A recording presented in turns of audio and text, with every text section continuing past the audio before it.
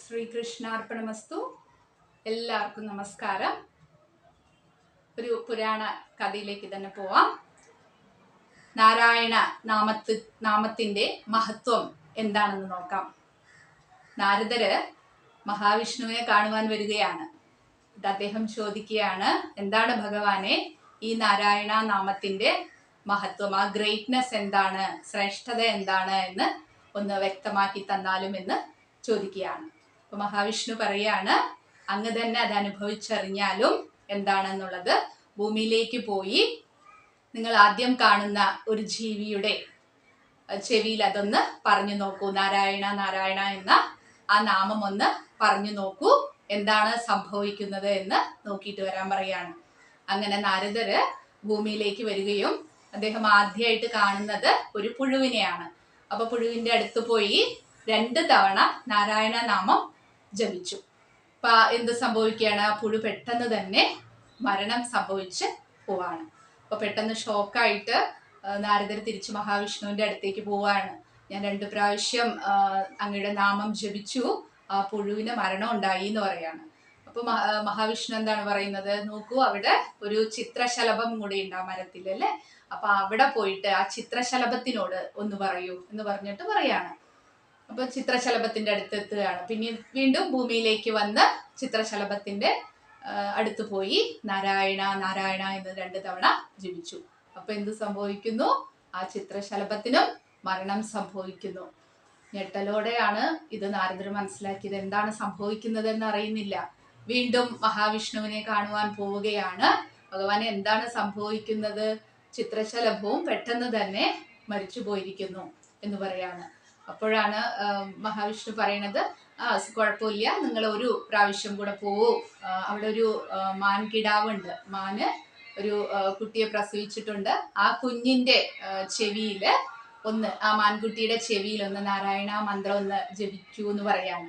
അപ്പൊ വീണ്ടും നാരദർ ഭൂമിയിലേക്ക് വരികയും ആ മാൻകുട്ടിയെ തേടി കണ്ടുപിടിച്ച് ആ മാൻകുട്ടിയുടെ ചെവിയിലേക്ക് നാരായണ മന്ത്രം ജപിച്ചു. പെട്ടെന്ന് ഓടി കളിച്ചുകൊണ്ടിരിക്കുന്ന കുഞ്ഞ് പെട്ടെന്ന് തന്നെ കുഴിഞ്ഞു വീണ് മരിക്കുകയാണ് ഉണ്ടായത്. അപ്പൊ ഇത് ഞെട്ടലോടെ മനസ്സിലാക്കിയ നാരദമുനി വീണ്ടും മഹാവിഷ്ണുവിനെ വിഷമത്തോടെ കാണുവാൻ പോവുകയാണ്. എനിക്ക് വല്ലാത്ത വേദന തോന്നുന്നു. ആ മാൻകിടാവ് ഓടി കളിച്ച് നടന്ന ഒരു മാൻകിടാവായിരുന്നു, അല്ലേ?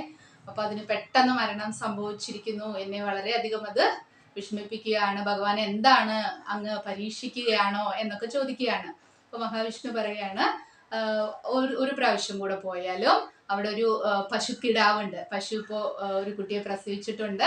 ആ പശുക്കിടാവിന്റെ ചെവിയിലൊന്ന് നാരായണ മന്ത്രം ഒന്ന് ചൊല്ലിയിട്ട് വരൂ എന്ന് പറയാണ്. അപ്പൊ വിഷമത്തോടെയാണ്, അല്പം വിഷമത്തോടെ നാരദർ പോവാണ്. അപ്പൊ ഒരു പശുക്കുട്ടി, നല്ല അതും പ്രസവിച്ച് കുറച്ചു നേരം ആയിട്ടേ ഉള്ളൂ. ആ പശുക്കുട്ടിയുടെ ചെവിയിലും നാരായണ നാരായണ എന്ന് 2 തവണ ജപിച്ചു കഴിഞ്ഞതും തന്നെ അതിനെന്ത് സംഭവിച്ചു? അതിനും മരണം സംഭവിക്കുകയാണ് ഉണ്ടായത്. വളരെ വിഷമമായില്ലേ നാരദർക്ക്? അപ്പൊ വളരെ വിഷമത്തോടെ പറയാണ്, ഇനി ഇല്ല, ഞാനൊരു പരീക്ഷണത്തിനും ഇല്ല, ഞാൻ ഒന്നും ചോദിച്ചിട്ടും ഇല്ല. അങ്ങ് എന്തൊക്കെയോ എന്നെ പരീക്ഷിക്കാൻ വേണ്ടി എന്നെ ഇത്രയും ദുഃഖത്തിൽ ആക്കരുത് എന്നൊക്കെ പറഞ്ഞിട്ട് കേണപേക്ഷിക്കുകയാണ് ഭഗവാനോട്. അപ്പൊ മഹാവിഷ്ണു ചിരിച്ചുകൊണ്ട് പറഞ്ഞു, ഒരേ ഒരു തവണ അവസാനമായിട്ട് പറയാണ്, ഇനി പറയില്ല, നമുക്ക് ഈ കഥ നമുക്ക് ഇവിടെ നിർത്താം. ഒരു തവണ കൂടെ ഭൂമിയിലേക്ക് അങ്ങ് പോയാലും കാശി രാജാവിന് കുറെ വർഷങ്ങൾക്ക് ശേഷം ഒരു പുത്രൻ ഉണ്ടായിട്ടുണ്ട്. ആ കുഞ്ഞിന്റെ ചെവിയിലും കൂടെ ഒന്ന് നിങ്ങൾ പറഞ്ഞിട്ട് വരണം, മുനി ഒന്ന് പറഞ്ഞിട്ട് വരണമെന്ന് മഹാവിഷ്ണു പറയാണ്. അപ്പൊ എങ്ങനെയുണ്ടാവും നാരദരുടെ അവസ്ഥ? ഇനി ഒരു മനുഷ്യന്റെ അടുത്തേക്കാണല്ലേ പോകുന്നത്, അതൊരു രാജാവിന്റെ അടുത്തേക്കാണ് പോകുന്നത്. അപ്പോൾ നാരദർ പറയാണ്, എനിക്ക് കൂടുതൽ ഇപ്പോഴേ എനിക്ക് കുറെ പ്രശ്നങ്ങൾ ഞാൻ സഹിക്കുന്നുണ്ട്. കാരണം നാം നാരദർ എന്ന് പറയുമ്പോൾ ഏഷണിക്കാരനാണ് എന്നുള്ള ഒരു ഖ്യാതിയെല്ലാം ഭൂമിയിൽ പരന്നിട്ടുണ്ട്. ഇനി ഇതിന്റെ കൂടെ ഞാനൊരു മരണത്തിന് കൂടെ സാക്ഷ്യം വഹിക്കേണ്ട ഒരാളാണ് എന്നുകൂടെ, ഒരു കൊലയാളിയാണോ ഞാൻ എന്നൊക്കെ പറയേണ്ടി വരുമോ എന്നൊക്കെ ഭയന്നുകൊണ്ട് മഹാവിഷ്ണുവിനോട് പറയാണ്, വേണമോ ഇതുകൂടെ എനിക്ക് താങ്ങാവുന്നതിൽ അപ്പുറമാണ് എന്നൊക്കെ പറയാണ്. അപ്പൊ മഹാവിഷ്ണു പറയാണ്, ഒരു തവണ കൂടെ പോയിട്ട് വന്ന് ആ കുട്ടിയുടെ ചെവിയിൽ കൂടെ ഒന്ന് നാരായണ മന്ത്രം ജപിച്ചിട്ട് വരൂ എന്ന് പറയാണ്. അങ്ങനെ വളരെ വിഷമത്തോടെ കാശി രാജ്യത്തിൽ എത്തുകയാണ്. മഹാരാജാവിന് വളരെ സന്തോഷമായി. ഭാര്യയും നല്ല മര്യാദയോടുകൂടെ നാരദ മഹർഷിയാണല്ലേ വന്നിരിക്കുന്നത്. അപ്പൊ എല്ലാ സൽക്കാരത്തോടുകൂടെയും അദ്ദേഹത്തെ സ്വീകരിച്ചിരുത്തി അദ്ദേഹത്തിന് വേണ്ടതെല്ലാം ചെയ്തു കൊടുക്കുകയാണ്. പക്ഷെ നാരദരുടെ നെഞ്ചിടിപ്പ് കൂടി വരികയാണ്. ഇനി ആ കുഞ്ഞിന്റെ അടുത്തേക്ക് പോകണം അല്ലെ. അപ്പൊ കാശി രാജാവ് പറയാണ്, എന്റെ കുട്ടി എന്തായാലും ഭാഗ്യവാനാണ്, അങ്ങയുടെ ദർശനം അവന് സാധിച്ചിരിക്കുന്നു. എത്ര പുണ്യമായിട്ടുള്ള ഒരു ആത്മാവിന് മാത്രമാണ് ഇത് സാധ്യമാവുക. അവൻ തീർച്ചയായിട്ടും ഒരു ശ്രേഷ്ഠനായിട്ട് മാറുക തന്നെ ചെയ്യും എന്നൊക്കെ പറയാണ്. പക്ഷെ നാരദർക്ക് എന്താണ്, ഭയമാണ് ആ കുട്ടിയുടെ അടുത്തേക്ക് പോവാൻ. നാരായണ എന്ന മന്ത്രം ജപിക്കുമ്പോൾ ആ കുട്ടിക്ക് എന്ത് സംഭവിക്കുമെന്നോർത്ത് മെല്ലെ മെല്ലെ പതുക്കെ സഞ്ചരിക്കുകയാണ്. അങ്ങനെ ആ കുഞ്ഞൊരു തൊട്ടിയിൽ കിടക്കുകയാണ്. 1 വയസ്സ് പിറന്നാളാണ് ആ കുട്ടിയുടെ അന്ന്. അപ്പോൾ അതിനു വേണ്ടിയിട്ട് കൊട്ടാരമെല്ലാം ആഘോഷപൂർവമായിട്ട് നടക്കുന്ന ഒരു സമയമാണ്. വളരെ പതുക്കെ നാരദര് കുട്ടിയുടെ തൊട്ടിയുടെ അടുത്തേക്ക് പോവുകയാണ്. അപ്പൊ കുട്ടി അവിടെ ചിരിച്ചുകൊണ്ടിരിക്കുകയാണ്. അപ്പൊ നാരായണൻ വളരെ ഭയത്തോടെ, നല്ല സമസ്ത അപരാധങ്ങളും താൻ എന്തെങ്കിലും തെറ്റ് ചെയ്തിട്ടുണ്ടെങ്കിൽ ക്ഷമിക്കണേ ഭഗവാനെ, ഇനി ഒരു പരീക്ഷണം എനിക്ക് വയ്യ എന്നൊക്കെ പറഞ്ഞുകൊണ്ട് ആ കുട്ടിയുടെ ചെവിയിൽ 2 തവണ നാരായണ നാരായണ എന്ന് ജപിക്കുകയുണ്ടായി. വളരെ അതിശയത്തോടെ ഈ നാരായണ നാമം കേട്ടതോടുകൂടെ ആ കുഞ്ഞെന്ത് ചെയ്യണം, 1 വയസ്സുള്ള കുട്ടിയാണ് അല്ലെ, എണീറ്റിരുന്ന് സംസാരിക്കാൻ തുടങ്ങി. എന്നിട്ട് ആ കുട്ടി നാരദരോട് ചോദിക്കുകയാണ്, നാരായണ നാമത്തിന്റെ മഹത്വം അങ്ങേക്ക് മനസ്സിലായോ എന്ന് ചോദിക്കുകയാണ്.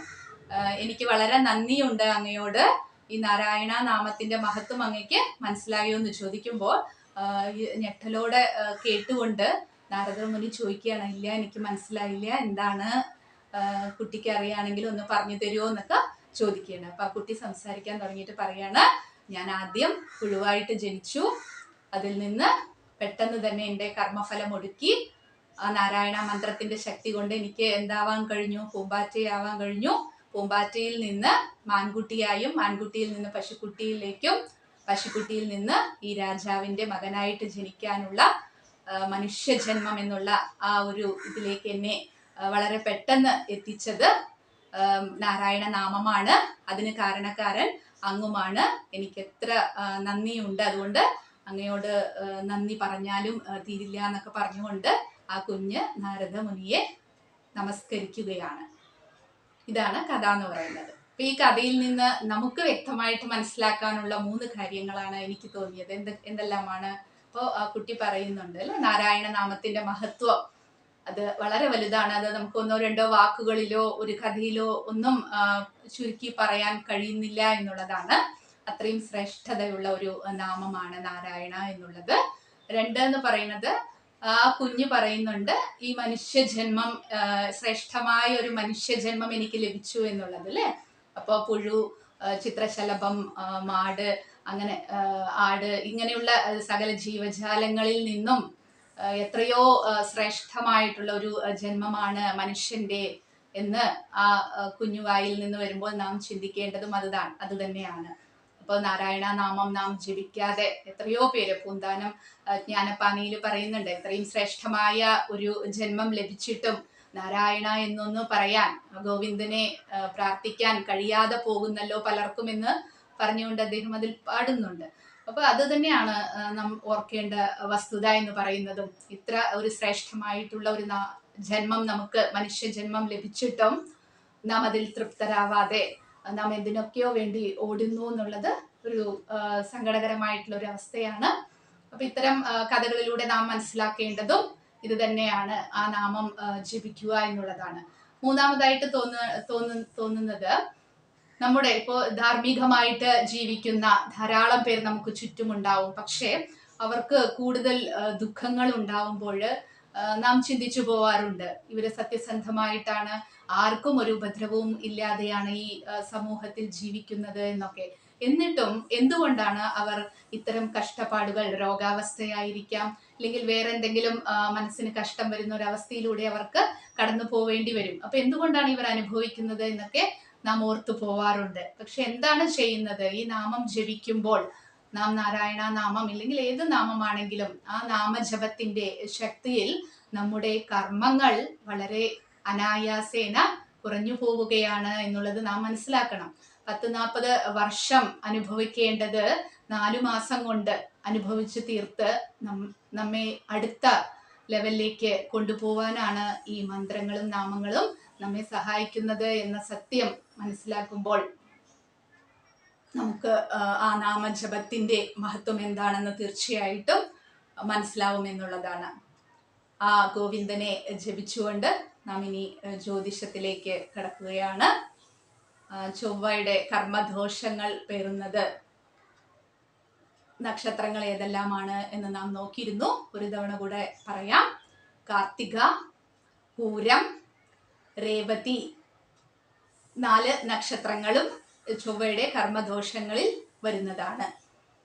ഇപ്പൊ ചൊവ്വയുടെ കർമ്മദോഷങ്ങളിൽ വരുന്ന ഇതെന്ന് പറയുമ്പോൾ ചൊവ്വ എന്നുള്ള ഗ്രഹത്തെയല്ല നാം ശ്രദ്ധിക്കേണ്ടത്. ആദ്യമായിട്ട് ശ്രദ്ധിക്കേണ്ടത് ചൊവ്വ എന്ന ഗ്രഹത്തെയല്ല. അത് ധാരാളം പേർക്ക് സംശയം ഉണ്ടാവുന്ന ഒരു കാര്യമാണ്. നമ്മുടെ ജാതകം കയ്യിലെടുക്കുകയാണെങ്കിൽ എന്താണ് നാം ശ്രദ്ധിക്കേണ്ടത്? ഇതിൽ ചൊവ്വയുടെ പൊസിഷൻ ഏതാണ് എന്നല്ല നോക്കേണ്ടത്. ശനിയുടെ പൊസിഷൻ നോക്കിയിട്ട് ചൊവ്വയുടെ കർമ്മദോഷം നമുക്ക് അതിൽ നിന്നും മനസ്സിലാക്കാം. അപ്പോൾ കാർത്തിക, പൂരം, മൂലം, രേവതി ഈ 4 നക്ഷത്രങ്ങളുമാണ് ലഗ്നം, ലഗ്നാധിപൻ, രാശി എന്ന് ഏതെങ്കിലും ഈ മൂന്നിൽ ഏതെങ്കിലും ഒന്ന് വരികയാണെങ്കിൽ നാം ശ്രദ്ധിക്കേണ്ട ഒരു വസ്തുത ഇന്നലെ പറഞ്ഞ വിവാഹ കാര്യത്തിൽ ശ്രദ്ധിക്കണം എന്ന് പറഞ്ഞു. അടുത്തത് ശ്രദ്ധിക്കേണ്ടത് എന്താണെന്ന് വെച്ചാല് ജോലിയുടെ കാര്യമാണ്.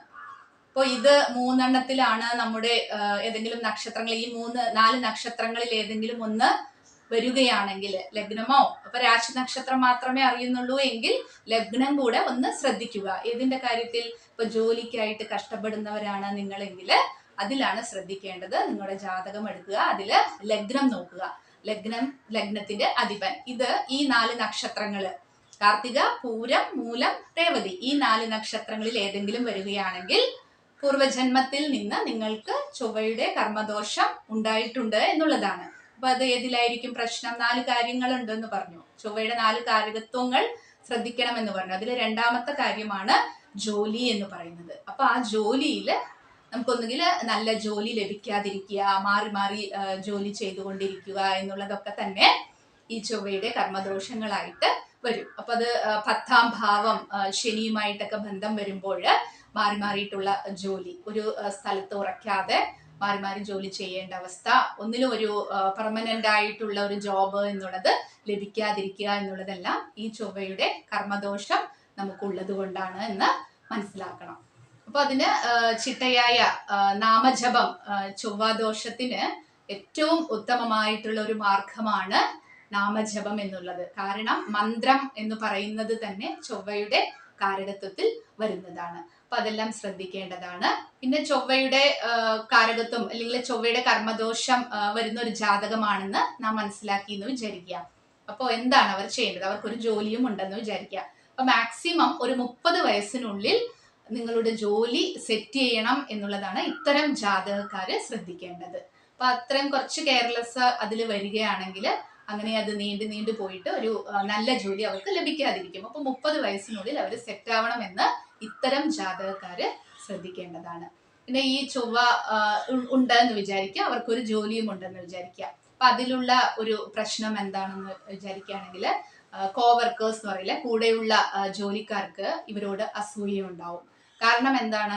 ചൊവ്വ എന്ന് പറയുന്നത് വളരെ സ്പീഡുള്ള ഒരു ഗ്രഹമാണ്. അപ്പോൾ ഈ നല്ല സ്പീഡോടുകൂടി അവർക്ക് അവരുടെ വർക്ക് ചെയ്ത് തീർക്കാൻ കഴിയും. അപ്പൊ അത് സ്വാഭാവികമായിട്ടും മറ്റുള്ളവർക്ക് വളരെ സത്യസന്ധമായിട്ടും ധാർമ്മികതയോടുകൂടെ തന്നെയായിരിക്കും അവർ ആ ജോലി ചെയ്യുന്നത്. പക്ഷെ എന്താണ്?